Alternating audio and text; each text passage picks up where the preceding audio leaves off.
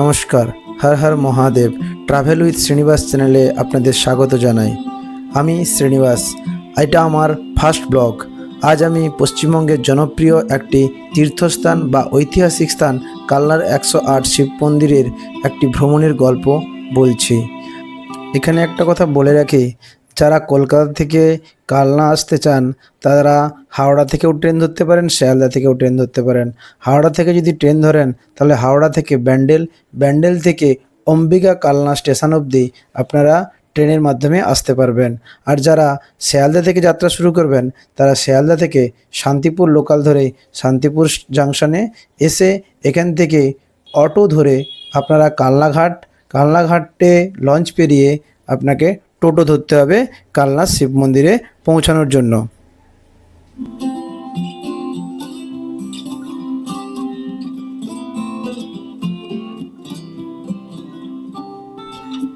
আমরা শান্তিপুর থেকে কালনাঘাট যাওয়ার জন্য একটা অটো নিয়েছিলাম, জনপ্রতি 20 টাকা করে।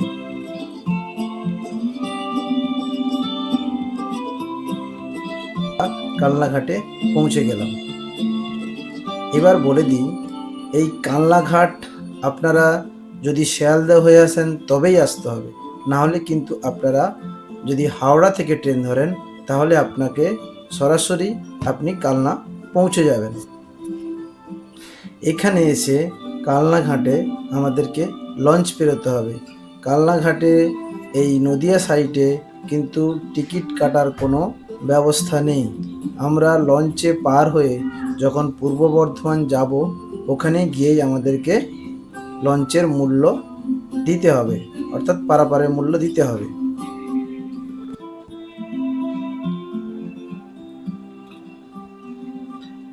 আমাদের লঞ্চও এসে গেছে, আমরা লঞ্চে উঠে পড়ছি। গঙ্গার স্নিগ্ধ হাওয়া, সুন্দর মনোরম পরিবেশ দেখতে দেখতে আমরা লঞ্চে পেরিয়ে ওপারে যাচ্ছি। এখানে একটা কথা না বললেই নয়, এখানে এসে দেখলাম যে যাত্রী পারাপারের জন্য লঞ্চের যেমন ব্যবস্থা রয়েছে, তেমন এখানে কোনো পার্মানেন্ট ব্রিজ নেই বলে এখানে লরি বা প্রাইভেট কার, এ সমস্ত বড় বড় যানবাহন ভেসেলের মাধ্যমেই পারাপার হচ্ছে। ফাইনালি আমরা গঙ্গা পেরিয়ে পূর্ব বর্ধমানের কালনাতে পৌঁছলাম। এখানে লঞ্চ ঘাটে আমাদের জনপ্রতি 5 টাকা করে টিকিট মূল্য নিল। লঞ্চ ঘাট থেকে বেরিয়ে আমরা টোটো ধরলাম। টোটোওয়ালা বলল যে জনপ্রতি 10 টাকা করে। মন্দিরের বাইরে একটি বোর্ড লাগানো রয়েছে, এতে লেখা রয়েছে 1809 খ্রিস্টাব্দে মহারাজ তেজচন্দ্র বাহাদুর এই স্থাপত্যটি নির্মাণ করেছিলেন। এটি চক্রাকারে অর্থাৎ বৃত্তাকারে 108টা শিব মন্দির রয়েছে, যার 2টি বৃত্ত রয়েছে। ভেতরের বৃত্ততে 34টি এবং বাইরের বৃত্তে 74টি, টোটাল 108টি মন্দির রয়েছে। এখানে একটা দর্শনীয় ব্যাপার রয়েছে যে এখানে পাশাপাশি দুটো শিব মন্দির, পাশাপাশি দুটো নয়, একটার পর একটা, একটাতে শিবলিঙ্গ কালো পাথরের, পাশেরটাতেই ঠিক সাদা পাথরের, খুব সুন্দর। 108 শিবলিঙ্গ দেখার পর পাশেই রয়েছে রাধা মাধবের মন্দির ও রাজবাড়ি। রাধা মাধবের মন্দিরে এখনও পুজো হয় এবং দুপুরের ভোগ প্রসাদ পাওয়া যায়। ভোগ প্রসাদের জন্য আপনারা এখানে কুপন কেটে নিতে পারেন, জনপ্রতি 100 টাকা। আমরা 4 জনেই ছিলাম, তো আমরা 4টি দুপুরের লাঞ্চের জন্য কুপন নিয়ে নিয়েছিলাম।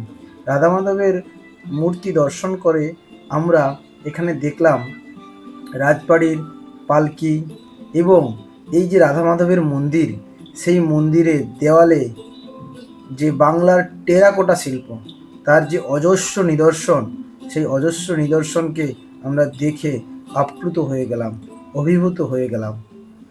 এই মন্দিরের স্ট্রাকচারটি আপনারা দূর থেকে দেখলেই আমাদের কলকাতার দক্ষিণেশ্বরের মন্দিরের সঙ্গে তুলনা করে ফেলবেন। আসলে দক্ষিণেশ্বরের মন্দিরের থেকেও বহু পুরনো এই মন্দির।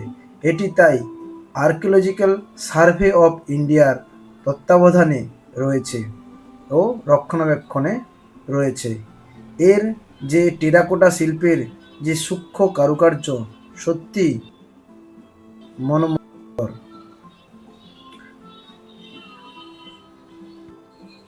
দুপুরের লাঞ্চ দেরি ছিল বলেই আমরা পাশেই পাতালগঙ্গা দর্শনে বেরিয়ে পড়েছিলাম। এই পাতালগঙ্গা দর্শনের একটা ছোট্ট ইতিহাস রয়েছে। এখানে যিনি পূজা করতেন তিনি প্রত্যেক দিন সকালে গঙ্গাতে স্নান করে পুজো করতেন, কিন্তু বৃদ্ধাবস্থায় যখন তিনি চলতে না পারতেন তখন মা গঙ্গা এখানে নাকি প্রকট হয়েছিলেন।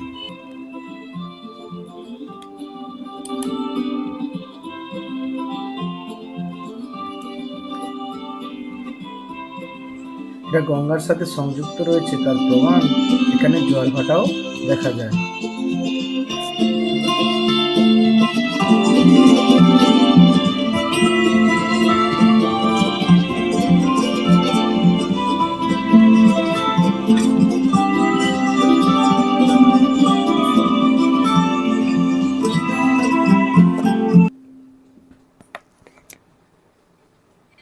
ভিডিওতে আগেই বলেছিলাম দুপুরের লাঞ্চের জন্য আমরা এখানে ভোগ প্রসাদের কুপন নিয়েছিলাম। তো দুপুর 2টো নাগাদ এখানে ভোগ প্রসাদের জন্য আমরা লাঞ্চে এই মন্দিরের বেসমেন্টেই বসে করেছিলাম, তবে সেটা মন্দিরের পেছনের দিকে। সমস্ত ভক্তগণ মন্দিরের বেসমেন্টে বসেই প্রসাদ ভক্ষণ করেছিলেন। দুপুরের লাঞ্চ শেষে একটু জিরিয়ে নিয়ে আমরা বেরিয়ে পড়েছিলাম বাড়ির উদ্দেশ্যে। মন্দিরের বাইরে আমরা একটা টোটো নিয়েছিলাম কালনা ঘাট পর্যন্ত। এসে এখানে লঞ্চে করে গঙ্গা পেরিয়ে আবার অটো নিয়েছিলাম এবং অটোয় করে শান্তিপুর পৌঁছেছিলাম। যারা কলকাতা ফিরবেন তারা শান্তিপুরে ট্রেন ধরেই ফিরতে পারেন, আর যারা হাওড়া ফিরবেন তাদের আর কালনাতে গঙ্গা বেরোনোর দরকার নেই। এখান থেকেই আপনারা স্টেশনে ট্রেন ধরে হাওড়া পৌঁছতে পারবেন। এই পর্যন্ত কালনা ভ্রমণের এই ছোট্ট গল্পের সমাপ্তি। এই চ্যানেলে আমি প্রত্যেক সপ্তাহে নতুন নতুন ছোট ও বড় ভ্রমণের গল্প নিয়ে আসব। যদি আমার এই ভ্রমণের গল্প আপনাদের ভালো লেগে থাকে তাহলে প্লিজ আমার চ্যানেলটিকে সাবস্ক্রাইব করবেন, ট্রাভেল উইথ শ্রীনিবাস, শেয়ার করবেন, লাইক করবেন। ধন্যবাদ। জয় হিন্দ, বন্দে মাতরম।